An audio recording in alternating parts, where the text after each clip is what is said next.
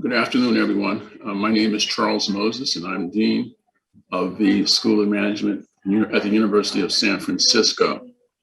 I want to thank you all for joining us at this spring 2021 orientation. We're excited. We know that you had many choices when you opted to join us at USF, and we're delighted, and we're looking forward to bringing to you all of the things that we promised, the richness of San Francisco, the high quality, high touch educational experience that USF is known for. And also we hope that this will be a career changing experience for you being a graduate student at USF. So thank you very much. Our keynote speaker today is going to talk to you about something that is going to be very, very common and even more common in the years to come. And that is the idea of change. No matter how well you plan, no matter how well you evaluate, there are always events that come along in life that derail your plans and cause you to have to make changes. Some of them are voluntary events, some of them are involuntary events. And so change is going to be something that is increasingly a part of all of our careers and lives, and we have to be ready for it. Our keynote speaker today is Miss Amy Hilliard. Amy is a native of Detroit, and we graduated from Howard University together. I won't say when, but it was more than a decade ago. She went on to graduate with honors from Harvard Business School, started a career in business, worked for many, many, many outstanding companies, Bloomingdale's and other companies among them. But I think her real calling was to become an entrepreneur. And so some years back, she started a company called Comfort Cake. And basically they made pound cakes. And I don't know whether maybe Amy will share this with us. Maybe it was grandma's recipe that she used or some other recipe that she used, but these pound cakes were very, very, very, very popular. And they ended up being sold in places like Walmart and McDonald's. And so again, this is a well-known company, the Comfort Cake Company. I think now she licenses the rights to use her products.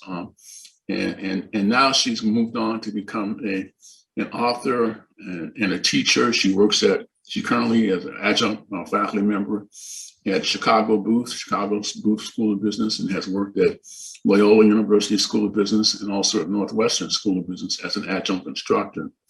But I'm very proud to really talk to you about her newest project, and that is her book, Pivot for Success: Hone Your Vision, Shift Your Energy, and Make Your Move. Again, in this book, she focuses on the necessity to be ready, prepared for change, and how to deal with changes in your professional and personal life. So I'm honored to have Amy with us today. It's very, very exciting. And I know she's going to bring us a very good message on how we can focus on the necessity to always be prepared for change. Amy, welcome aboard. Well, thank you, Charles, for that wonderful introduction. I am excited to be with all of you today as you begin your new journey at the University of San Francisco's Graduate School of Business. I really appreciate the invitation to be with you, and let's get started. So we're going to pivot for success, and we're going to hone your vision, shift your energy, and make your moves. Now, you heard about my background a bit from Charles. Yes, I'm a Harvard MBA. I'm a successful corporate executive and a serial entrepreneur. But guess what? I've been bankrupted, foreclosed on, laid off, and divorced twice. But I'm still standing and making moves. How, you might say? I learned how to pivot, and I am not afraid of change. This is very important. Why? Because are you afraid of change, or are you a change agent? Are two important questions that you need to ask yourself in the times that we are in today. Because in the times we are in today, if you aren't willing to change, you will be left behind. But if you are willing to change, you can have reinvention, resilience, and resurrection, because those are the things that can build dreams. They can resurrect your business. They can build resilience as you build your business back, and it can be thriving instead of just surviving. It can be a beautiful, beautiful thing. And importantly, it'll work for you personally and professionally. Let's talk about personally. Why is it important personally to know how to pivot? Well, today, leadership is the capacity to influence the thoughts, behavior, and actions of ourselves and others. But to truly be a leader, we really need to start with ourselves. We have to become aware of ourselves, and that is the first step to overcoming any biases and adjusting our thinking toward positive change. And that was in a recent Wall Street Journal article. Professionally, change is the new normal for leadership success, and all leaders must accept this fact. All leaders. And this is important too, as you look at professionally how it's important. A change agent can be anyone in an organization or team who recognizes the opportunity for improvement and acts on it. Positive change is not reserved just for the leadership staff or the leadership title. And I have found this to be so very true. I'll tell you a quick story about this. When I was at Gillette and I got the promotion after I helped them to acquire a company I was in Boston, and they moved me out to Minnesota to this company we had acquired.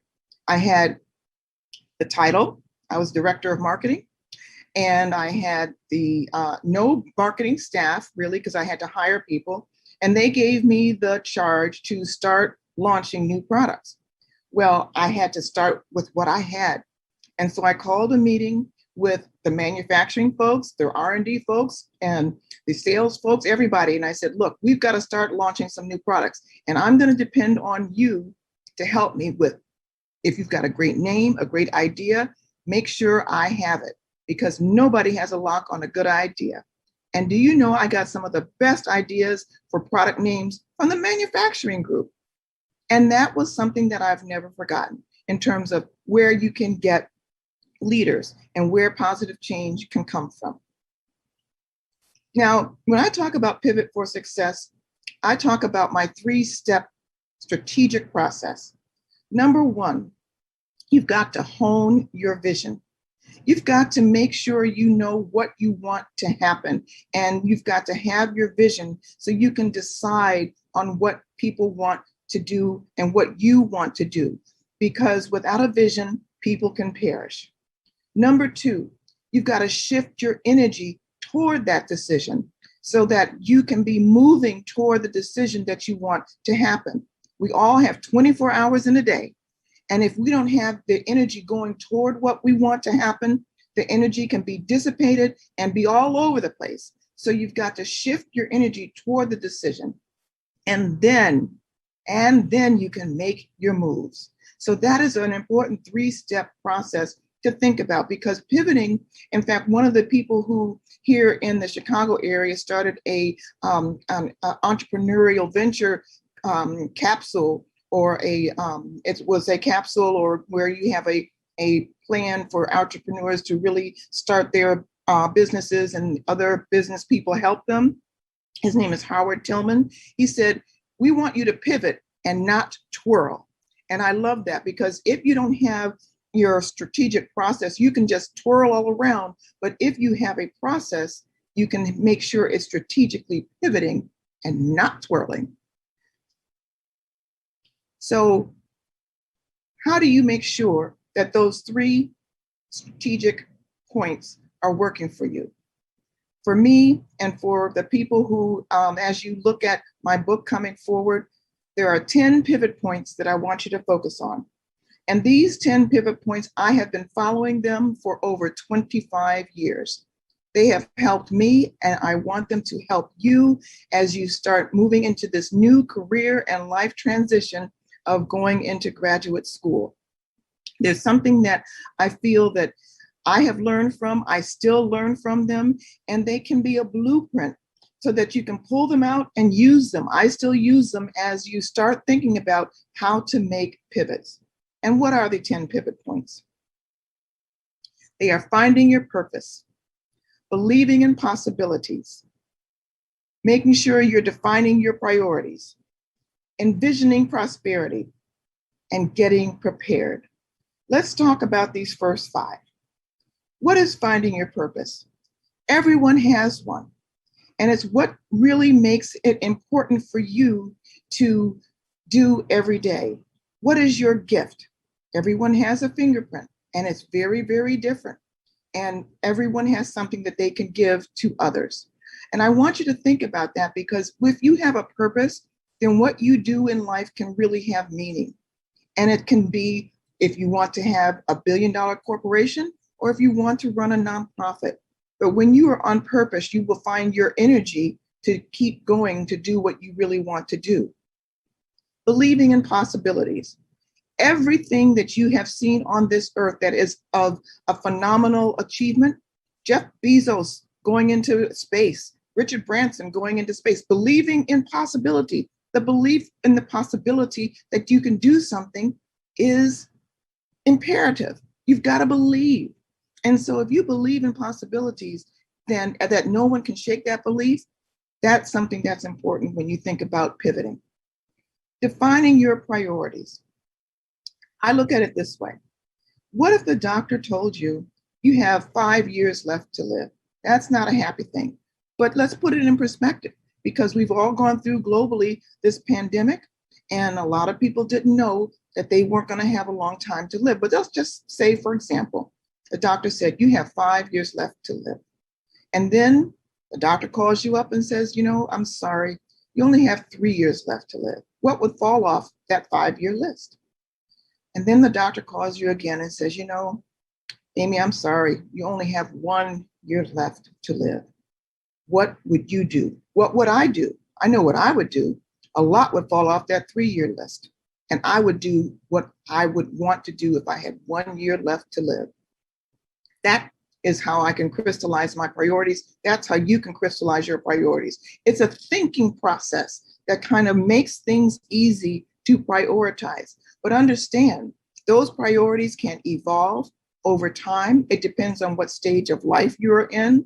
A lot will change in your priorities if you have kids or if you don't. A lot will change in your priorities now that you're in school. And so these things and these points are universal, but they are flexible. But I want to just give you a mindset process to think about that you can then put into the strategic process.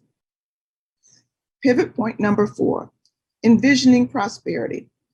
This is important because all money isn't green. And you can think about prosperity as, what does prosperity mean to you? Because I ask people often, what is your enough? As you go through school and you're trying to make new moves in your life, I think it's so important that you understand that you must have, the tenacity of belief. You must have, your goals having purpose. So you're striving, but you also must have balance in your life. And so what is your enough so that you can have balance in your life? Because at the end of the day, having a full life is important. So as you look at what prosperity means for you and you define what it means, you will have a different way of pivoting based upon what prosperity means for you. Getting prepared. I often say DreamWorks company is one of my favorite companies because you've got to work to make your dreams happen. And so getting prepared is something that is very, very important. But what it does take is a mindset that sometimes you got to write a real thick business plan to get things done. Sometimes you don't. But what I tend to do, and when I'm getting prepared to do anything major, I do what's called a reverse calendar. And this is if, say, we're coming up to August the 1st. What do you want to be doing August the 1st, 2022? We're going into August the 1st, 2021. Give yourself a year and map out what 3 things do you need to do every month from 2022 back to 2021, and you will have a roadmap that's easy to follow to get yourself prepared. But if you're not willing to get yourself prepared, it's going to be hard for you to pivot. Let's talk about the other 5. Having patience. That's one of my hardest pivot points. I'm a type A personality, and having patience is hard. I got to tell you, I don't know how long it took you guys to get into business school. I know I'm talking to people from all over the world, which is so exciting. When I went to Harvard Business School, I was excited, and I was also disappointed. And let me tell you why. As a student out of college, all of my buddies were going to law school because I was involved in the politics of the campus. So I was there with people like the people in the United States would know Congressman Elijah Cummings was in my class at Howard University. And so I was watching all those guys get ready for law school, and I wasn't interested in law. I was interested in business. And so the dean of Howard University said, well, Amy, think about going to get your MBA.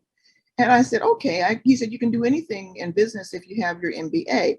And I said, that's a good idea. And I had wanted at that point to be a fashion buyer and have my own store. And so I started thinking about, well, where would I apply to business schools? And one of my friends who's in my book, he said, well, Amy, one of the things you might want to consider is try for the top 10 business schools. If they turn you down, try for the next 10 business schools. And I said, that's a good strategy. So I applied to the top 10 business schools in the country. At that time, Harvard was number 1. And so I didn't have a lot of numbers in my background in terms of, mathematics and quantum physics and all of that. But I did apply to Harvard and Wharton and Stanford and Columbia on all of the big business schools where the numbers guys said, well, nope, you can't get in. But Harvard, I was opening that letter. I saw the letter from Harvard and I called my parents. And I said, Mom, Dad, I got a letter from Harvard. I don't know what it says, so I'm going to open it and read it to you. I opened the letter and I said, Dear Amy, you have been accepted to the class of Harvard Business School in 1978. Now, I graduated in 1974 from college. So I'm like, I'm supposed to be in the class of 1976. What are you talking about? And I was so upset. They gave me what was called a deferred admit.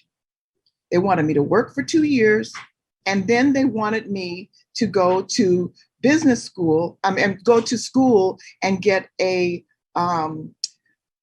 class in calculus, pre-calculus, so that I could get more math under my belt. So I had to do that. And then I had to get a job, because I had not been prepared to get a job. I was going to business school. So I had to really have patience to make sure I could get the right kind of job that I wanted. Now, you heard me say that I wanted to go to fashion. That was my dream at that point. And so I said, well, if I wanted to go to the top of the fashion realm, where would I want to work? And at that time, Bloomingdale's was the number 1 fashion store in the country. The Queen of England had just visited Bloomingdale's. The Beatles had, been to Bloomingdale's. And so I said, well, let me try to get a job at Bloomingdale's. Luckily, the recruiter from Bloomingdale's had come to Howard University. So I was able to get an on-campus interview with Bloomingdale's, and I was able to get past that level. And they brought me to New York, and they liked my store interview in New York. And so I was able to get a job at Bloomingdale's. And they gave me a job as an assistant buyer in the men's sock department. Now, do I look like a men's sock department girl? I was like, oh boy, I'm glad I got a job at Bloomingdale's. That's not exactly what I thought of, but I had an idea that I had to be patient, because I said, I got to see if I can get something better. And this taught me a lot about patience. I took a deep breath, and I'm sitting there filling out the paperwork for the HR department. And I said, to myself, I said, let me just see if I can ask this question. And I asked the HR manager this very important question.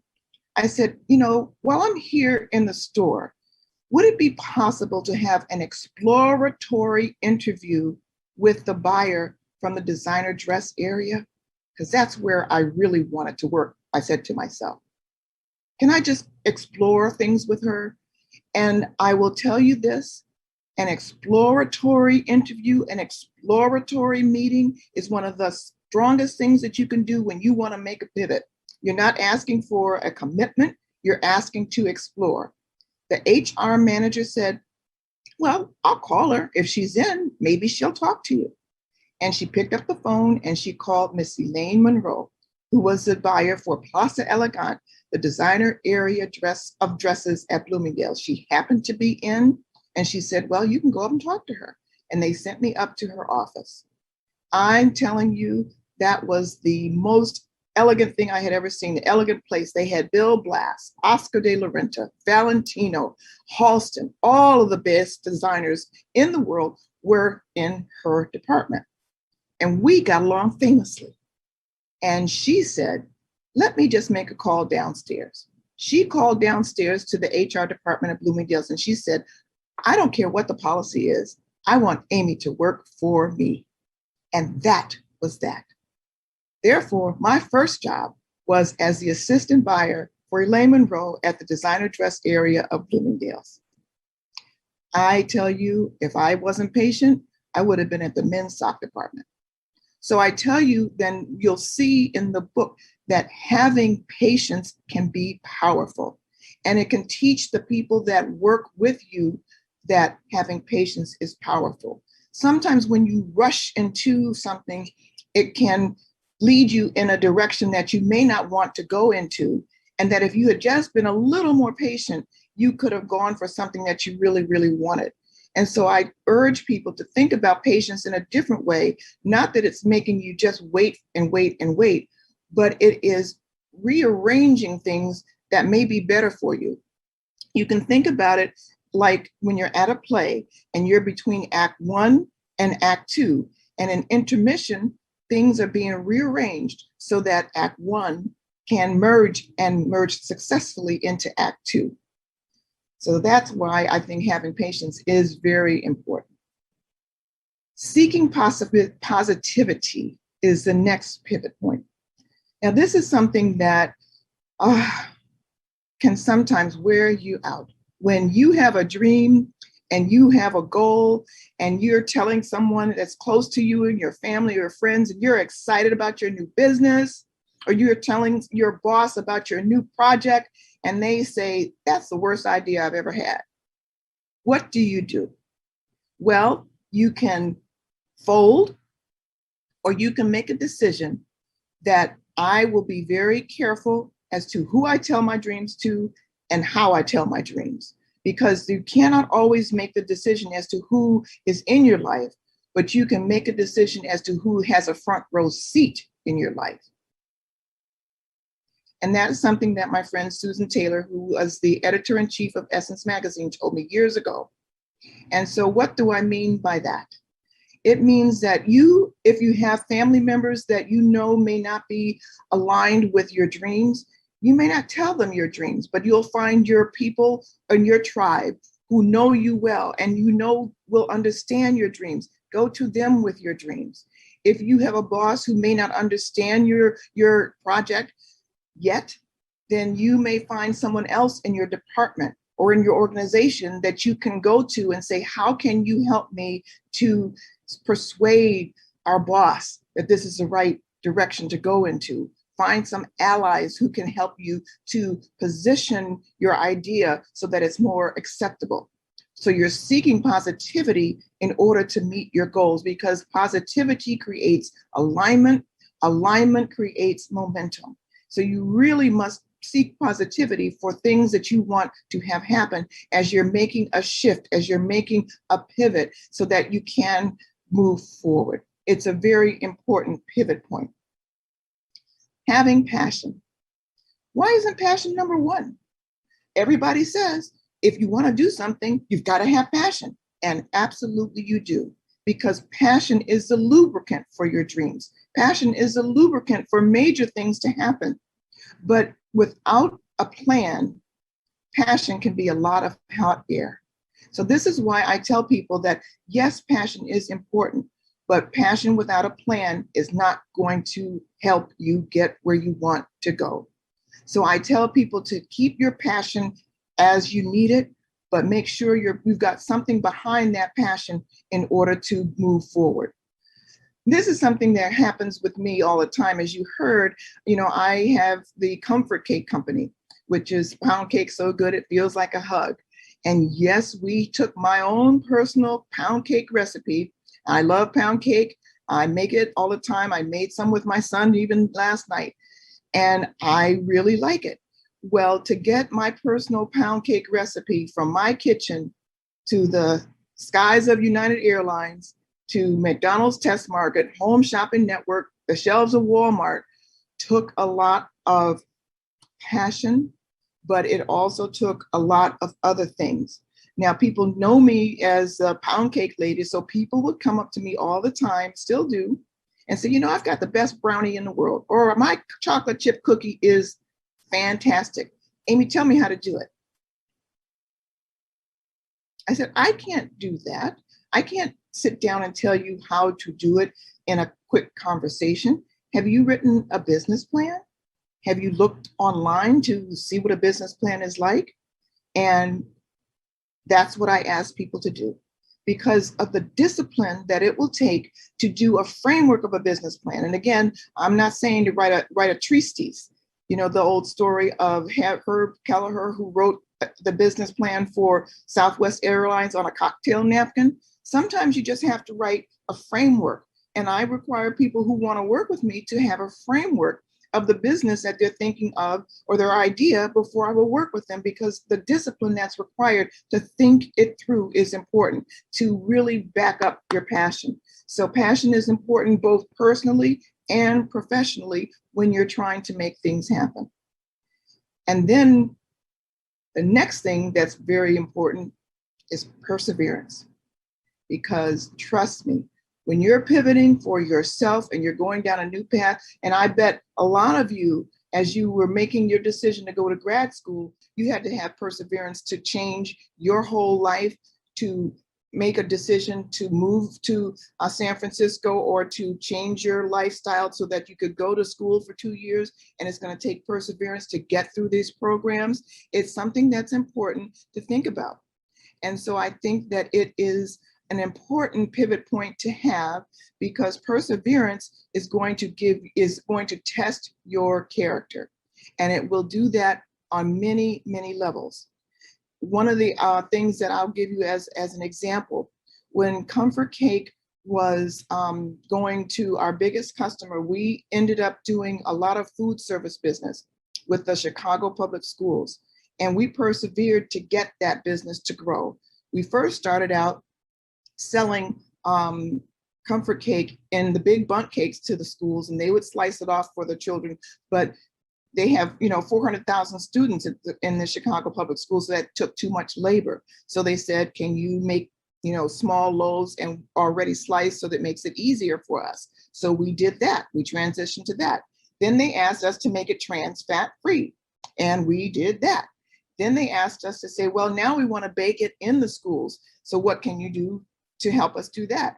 We started selling them frozen batter. So we made all of these adjustments to our product, assuming that we would get increases in our business. When you work hard for your customer and they say, well, if you do this, we'll increase your business, or they at least lead you down that path of thinking, that's what we did. And we had to sign a new contract every year. And so after we had done all these things and it came time to sign our new contract, and I walked into the purchasing manager's office, and it was, we had certain days where we signed contracts. And I walked into the office and I said, and the purchasing manager said, oh, Comfort Cake, time for you to sign your contract.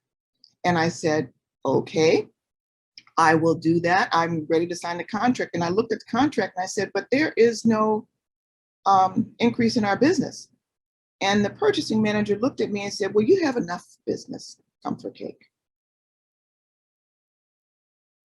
I said, I have enough business? I said, would you say that to Sarah Lee? Would you say that to Betty Crocker?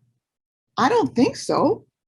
And he said, well, you have enough business. And I said, well, I have done everything, and my team has done everything you've asked us to do for the to grow our business. And you're saying now we're not going to grow our business. We are only on the menus, once a month. We could be on the menus 2 or 3 times a month. And he said, well, you have to sign your contract today. And I said, no, we don't. I do not have to sign this contract today. And I am not going to sign this contract today because it is not something that I believe is fair. And as it turned out, he was not being fair, not only to me, but to other women-owned businesses and other minority-owned businesses. And I wrote up what I thought was our fair process for what we were going forward with. And I said, this is just not something that I think should be undocumented.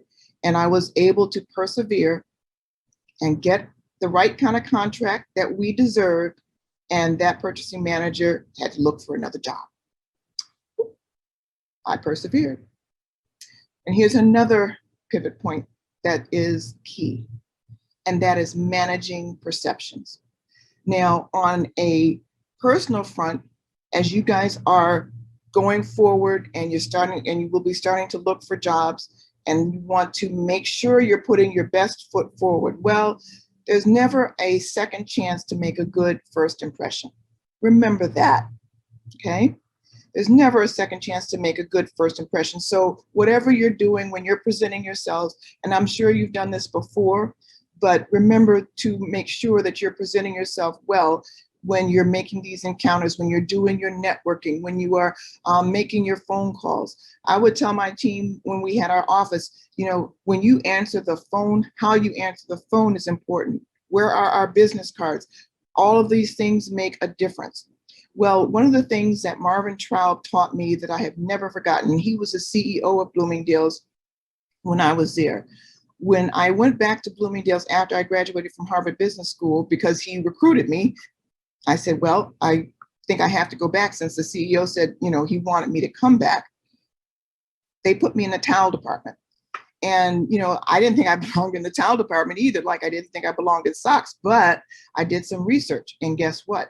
The towel department was the most profitable department in the entire store. So after I'd gone through Harvard Business School, and as sure that as you go through graduate school, you'll find some things that are important. One of them is, in my area, was to follow the money. Know where the money's being made in your business so that you can understand the fundamentals of a business. And when I found out that that's where the profits were to support the entire organization, I thought that working in the towel department would be a good idea. And it was. Norman Axelrod was a buyer, and he was amazing to work for, just amazing. Taught me merchandising, taught me supply chain, taught me margin analysis. All of those things, in a working situation were great. And he taught me how to inventory 20,000 towels, and that was not fun, but it was important to learn. Well, Bloomingdale's had great white sales twice a year, and I'm sure out in San Francisco and Macy's, they do the same thing. Well, you have to have these big white sales, and the towels are stacked up with all the colors on the floor. And they would have these big ads in the New York Times listing all the colors of these towels. And so we had the white sale. We were ready to go, ready to open the doors of the store for the white sale. And we had the towels listed. And one of the listed colors was cerulean blue, which is a light blue color that's very, very beautiful. And Mr. Traub came on the floor of the towel department, and he's looking over all of the towels. And he said, before the store opened, and we're still working, he said, "Where is cerulean blue?" It was not on the floor. And he went a little crazy. He said, "Get the cerulean blue on the floor right now before the store opened." And we had to go searching for that color. It wasn't on the floor. It was in the back, in the storeroom, in a box that was mismarked. And we had to find it. And we found it, and we got it displayed. Then he came back before the store opened and called the team together. And he said, "I want you to know why I was so adamant about making sure that towel color was there." He said, "Don't advertise what you don't have. Don't advertise what you don't have." What that does is that it destroys your credibility, it destroys trust, and you don't want those two things ever to be destroyed when you are trying to make an impression. And so I've never forgotten that.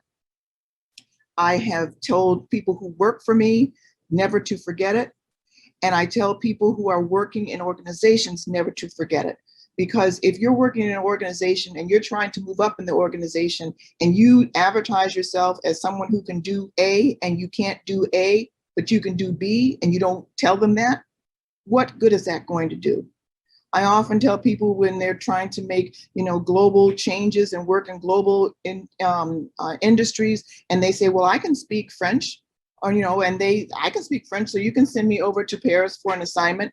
And they can't speak enough French to hail a cab, and they certainly can't speak enough French to negotiate a contract.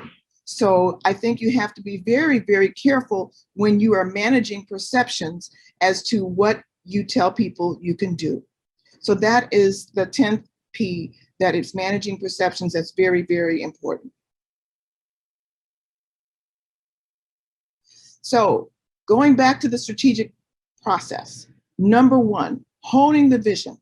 What does that do? It inspires.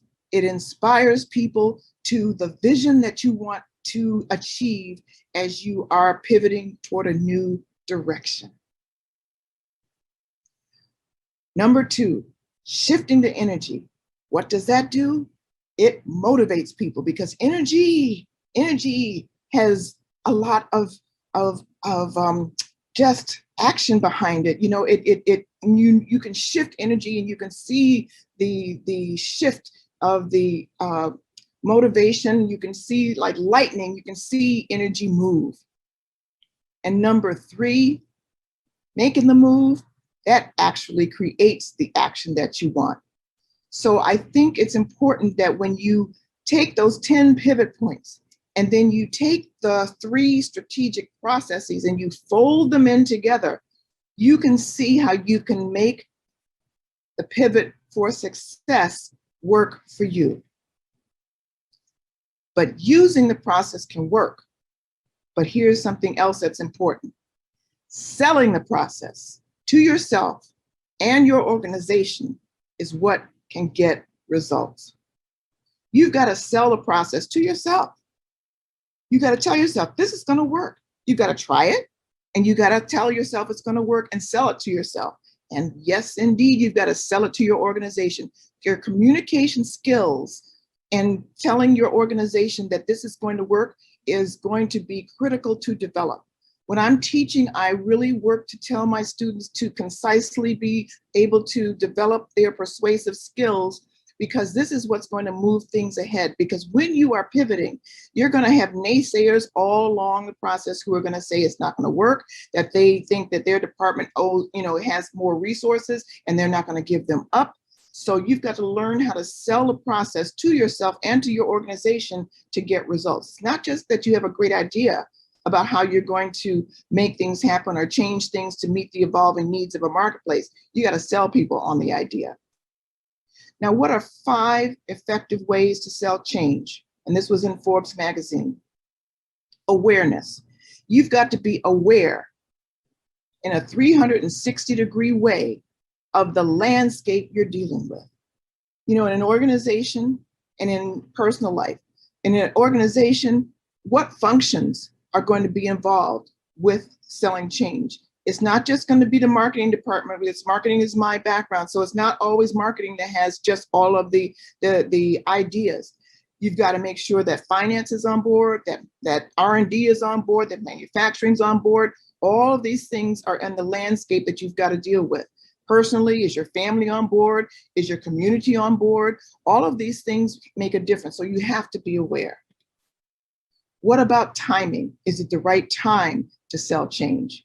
If you're in an organization and you want to make sure you're selling a big change, you don't want to do it as your boss is walking into a major meeting. If you are going to be making a change within your personal situation, what's going on in the personal lives of the people you have to sell the change to? You want to make sure the timing is right. Be sensitive. And this is where your intuitive judgment comes into play. Make sure those intuitive judgment cells in your mind are working. Do not disparage them at all. Competency and know-how. This is where what you know is very important. Bring it to the table. Bring it to the table. But what you don't know, bring that to the table too. Because again, managing those perceptions is key. You want to make sure that people can trust you and that you are authentic. One of the things, and I learned this at Gillette, when I learned that I had, as a new product manager at Gillette, that I had the opportunity to present the management with an idea to bring back one of their old products that I was getting letters weekly to bring back into the marketplace. They were saying, bring back this shampoo that you had in the 50s because we liked it a lot. And this was at a time there was no Twitter, there was no, Instagram, there was nothing but these letters. But I kept getting 10 to 12 letters a week. And I figured if I'm getting all these letters, a lot of people want it. And so I finally kept petitioning my management and what I'd call hallway management. I kept saying, I'm getting these letters. Can we bring back White Rain shampoo? And finally, my boss said we could do it, but they were not going to increase my budget and they were not going to give me but 6 months to get it done. And so I was like, okay, I was a new product manager and I had a little bit of new product experience, but not a lot.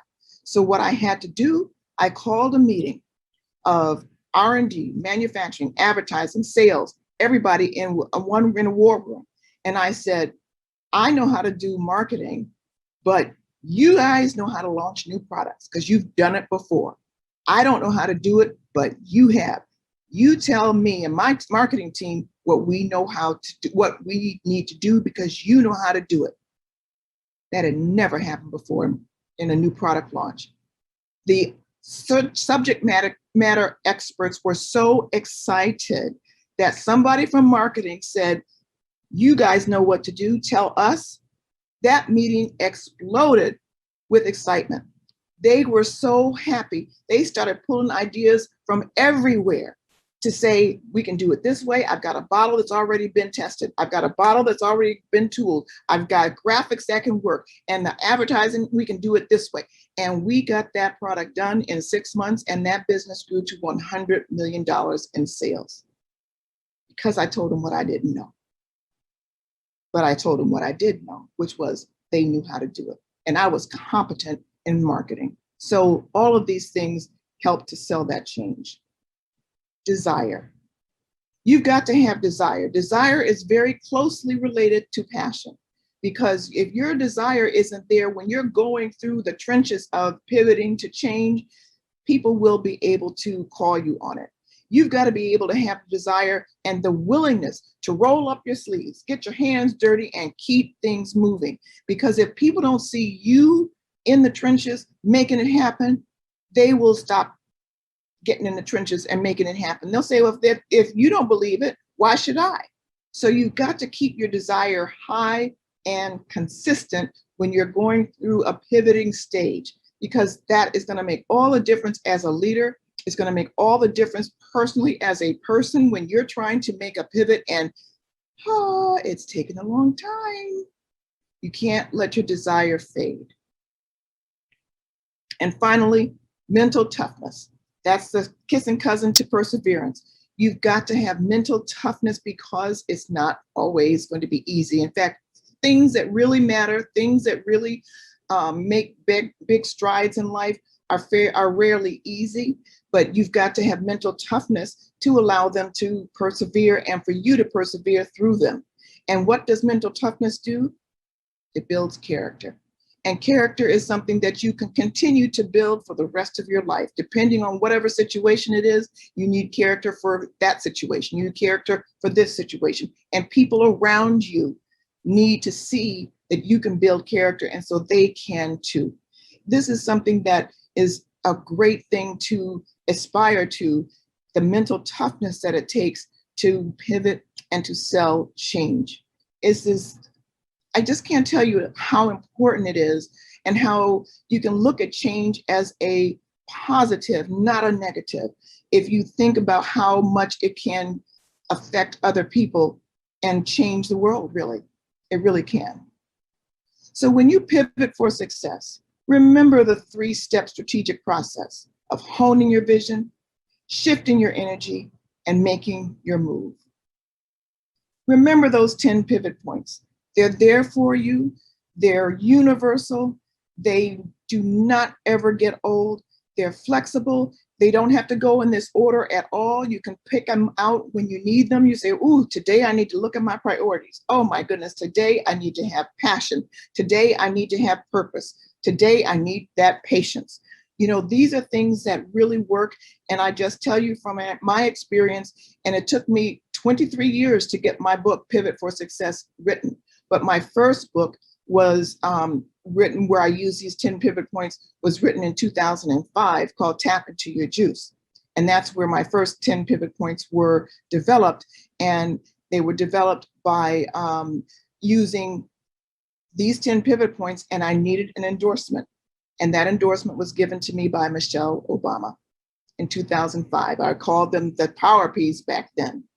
And this is the endorsement that she gave.